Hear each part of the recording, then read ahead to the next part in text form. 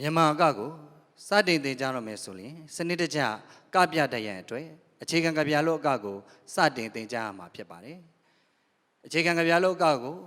ကပြနိုင်ဖို့အတွက်ပထမဦးစွာဂွင်အနေထားကိုယူရမှာဖြစ်ပါတယ်ဂွင်အနေထားယူဖို့အတွက်ဖနှောင်းတစ်ခုအကွာဝေးကိုတထွာယူရမှာဖြစ်ပါတယ်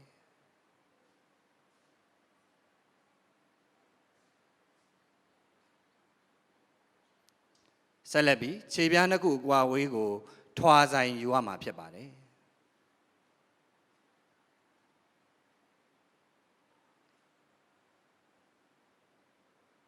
ဆက်လက်ပြီးဒုနှစ်ခုအကွာဝေးကိုတထောင်ယူရမှာဖြစ်ပါတယ်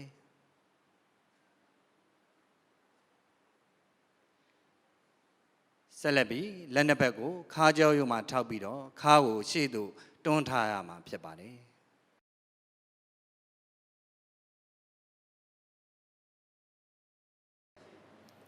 ဂျာဘတ်လန်အကကိုကတဲ့အခါမှာပထမစီးတွင်မူလကွင်ပုံစံမှညာခြေဖနှောင့်ကိုအရှိညာတောင့်သို့ထိုးထားရပါမယ်။ခေါင်းနဲ့ခါးကိုညာဘက်ကိုစောင်းရပါမယ်။လက်နှစ်ဘက်ကိုရင်ဘက်ရှိတမိုက်ခန့်အကွာတွင်ညာလက်ဖွားကိုမိမိဘက်ထား၍ဘယ်လက်ဖွားကိုအရှိဘက်လှည့်ကအပေါ်သို့ထောင်ထားရပါမယ်။ဝါတွင်ထိုးထားသောညာခြေခေါင်းနှင့်ခါးတို့ကိုမူလကွင်ပုံစံပြန်ယူရပါမယ်။တပြိုင်တည်းမှာလက်ဖွားနှစ်ဘက်ကိုအရှိညာတောင့်သို့လက်စုံချိုးချရပါမယ်။ဒုတိယစီးတွင်ဘယ်ခြေဖနှောင့်ကိုအရှိဘယ်တောင့်နေရာသို့ထိုးပြီးခေါင်းနဲ့ခါးကိုဘယ်ဘက်ကိုစောင်းရပါမယ်။တပြိုင်တည်းမှာရင်ဘက်ရှိတွင်လက်နှစ်ဖက်အားဘယ်လက်ဖွားကိုမိမိဘက်ထား၍ညာလက်ဖွားကိုအရှိဘက်လှည့်က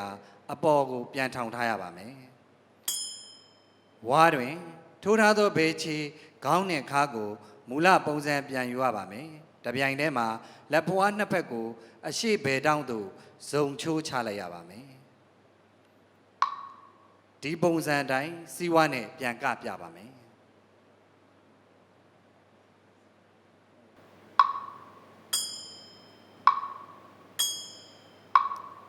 ဆက်လက်ပြီးဒိုးစစ်နဲ့ရှယ်ဝါကပြပါမယ်။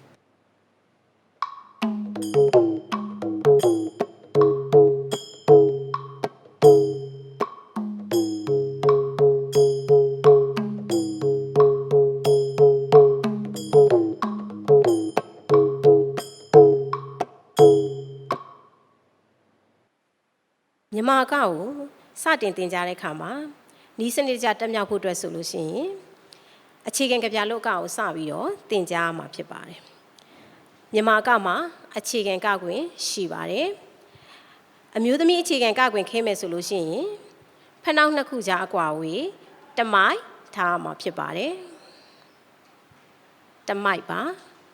ဖနှောက်နှစ်ခုကြားမှာထည့်ပြီးတော့တိုင်းရမှာဖြစ်ပါတယ်ခြေပြားထိပ်နှစ်ခုကြားအကွာဝေးရတော့တထွာတမိုက်ဖြစ်ပါတယ်တထွာတမိုက်ပါခြေပြားထိပ်နှစ်ခုကြားကိုဝင်အောင်တိုင်းရမှာဖြစ်ပါတယ်ဒူးနှစ်ခုကြားအကွာဝေးကတောင်စုပ်ဖြစ်ပါတယ်တောင်စုပ်ပါဒူးနှစ်ခုကြားမှာတိုင်းမှာဖြစ်ပါတယ်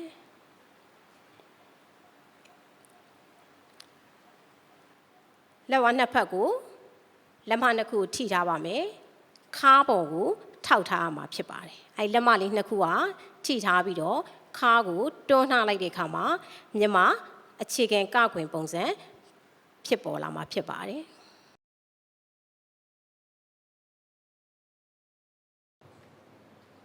ဂျာဗက်လန်ကကိုကတဲ့အခါမှာပထမစီးမှာမူလကွင်ပုံစံမှာညာခြေဖနှောက်ကိုအရှိညာတောက်သို့ထိုးရပါမယ်ခေါင်းနဲ့ခါးကိုလည်းညာဘက်သို့စောင်းချရပါမယ်။တပြိုင်တည်းမှာလက်နှစ်ဖက်ကိုရင်ဘက်ရှိတမိုက်ကွာမှာညာလက်ဖွားကိုမိမိဘက်လှည့်၍ဘယ်လက်ဖွားကိုရှေ့ဘက်လှည့်ကအပေါ်ထောင်ထားရပါမယ်။ဝါတွင်ညာခြေထမိန်နာခတ်၍မူလကွင်ပုံစံပြန်ယူသည်နှင့်ခေါင်းနဲ့ခါးကိုလည်းကွင်ပုံစံပြန်ယူရပါမယ်။တပြိုင်တည်းမှာလက်ဖွားနှစ်ဖက်ကိုအရှိညာတောက်သို့လက်စုံချိုးချရပါမယ်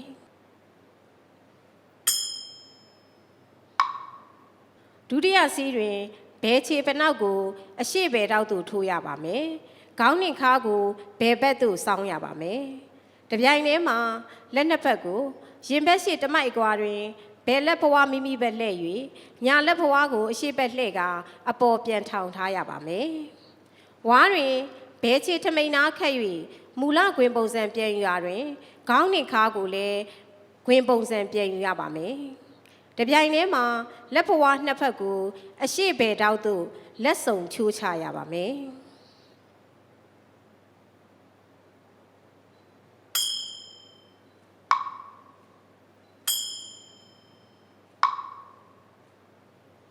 ဒီပုံစံအတိုင်းဒိုးစစ်နဲ့ရှစ်ဝါကပြပါမယ်။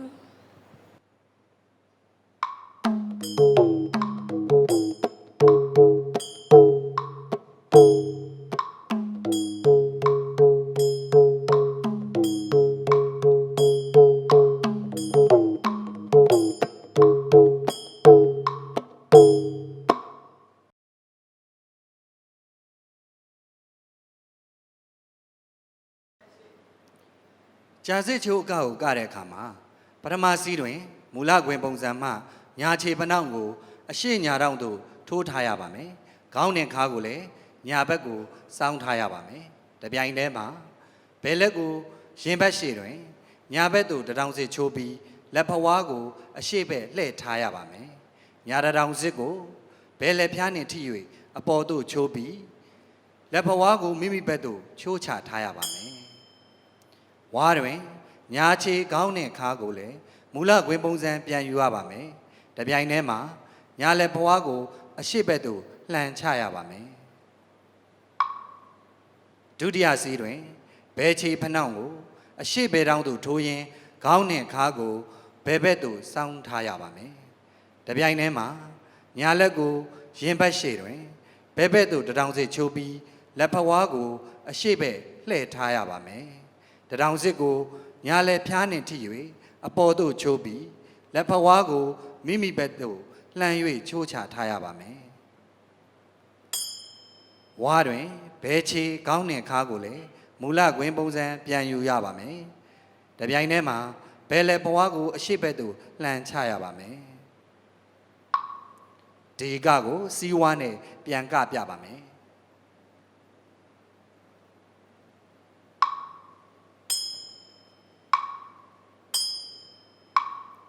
ဆက်လက်ပြီးဒိုးစစ်နဲ့ရှစ်ဝါးကပြပါမယ်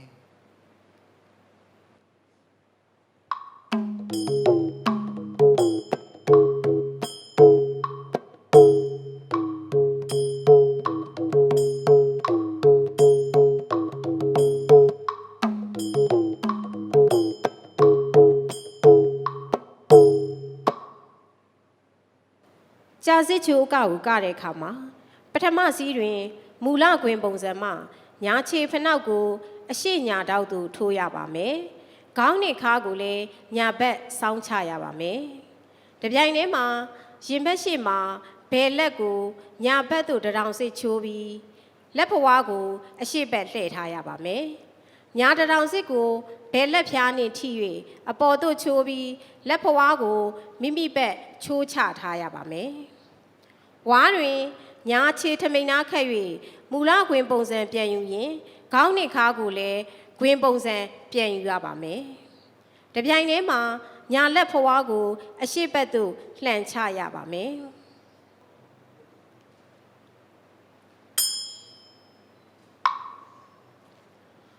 ဒုတိယစီးတွင်ဘဲချေဖနှောက်ကိုအရှိဘဲတောက်သို့ထိုးရင်ခေါင်းနဲ့ခါကိုဘဲဘက်သို့စောင်းချရပါမယ်။တပြိုင်တည်းမှာရင်ဘက်ရှိတွင်ညာလက်ကိုဘဲဘက်သို့တထောင်စစ်ချိုးပြီးလက်ဖွားကိုအရှိဘက်လှည့်ထားရပါမယ်။ဘဲတထောင်စစ်ကိုညာလက်ဖျားနှင့်ထိ၍အပေါ်သို့ချိုးပြီးလက်ဖွားကိုမိမိဘက်ချိုးချထားရပါမယ်။ဝါတွင်ဘဲချေထမိန်နာခတ်၍မူလခွင်ပုံစံပြန်ယူရင်းခေါင်းနဲ့ခါကိုလည်းခွင်ပုံစံပြန်ယူရပါမယ်။တပြိုင်တည်းမှာဘဲလက်ဖွားကိုအရှိဘက်သို့လှန်ချရပါမယ်။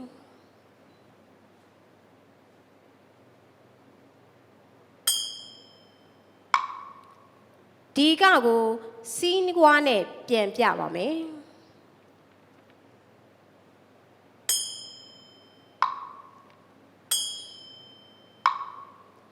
ဆက်ပြီးဒိုးစစ်နဲ့ရှစ်ဝါကပါမယ်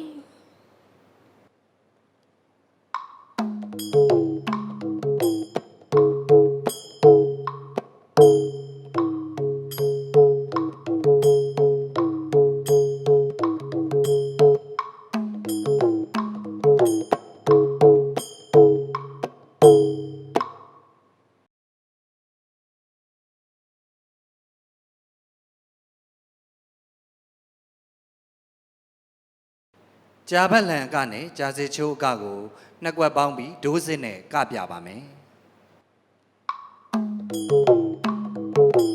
ကြာဘက်လန်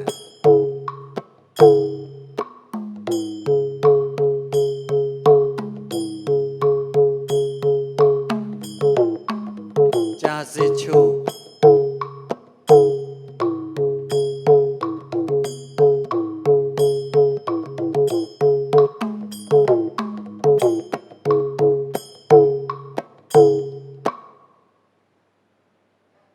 ကြာဘက်လန်နဲ့ကြာစီချိုးအကနှစ်ခုကိုပေါင်းပြီးတော့ကပြမှာဖြစ်ပါတယ်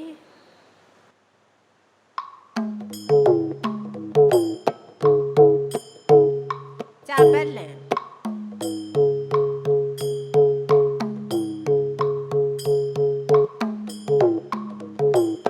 ကြာစီချိုး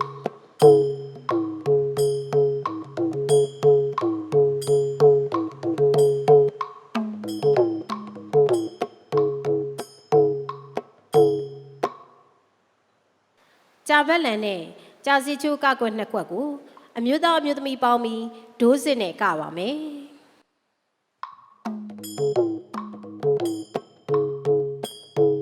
ကြာဘက်လန်